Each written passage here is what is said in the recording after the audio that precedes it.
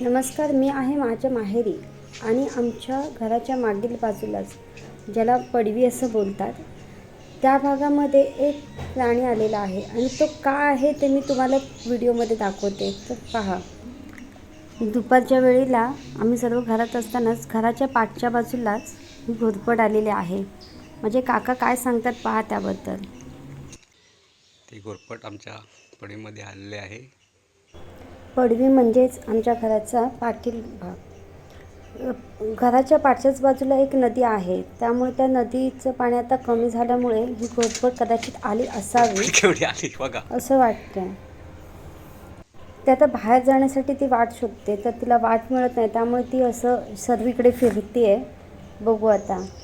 कचऱ्याचं भांड आहे तिथे आली, तिथून इकडे आली.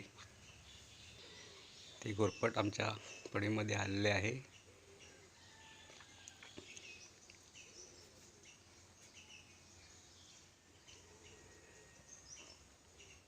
बघा केवढी घोरपड केवढी आली बघा.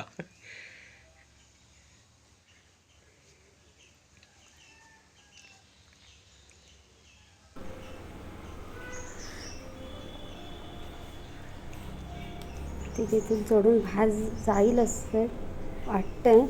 ही जीभ बघा किती मोठी आहे आणि घोरपड पण किती पाहू शकता किती मोठी आहे. ते गेली इथून बाहेर ती गेलेली आहे.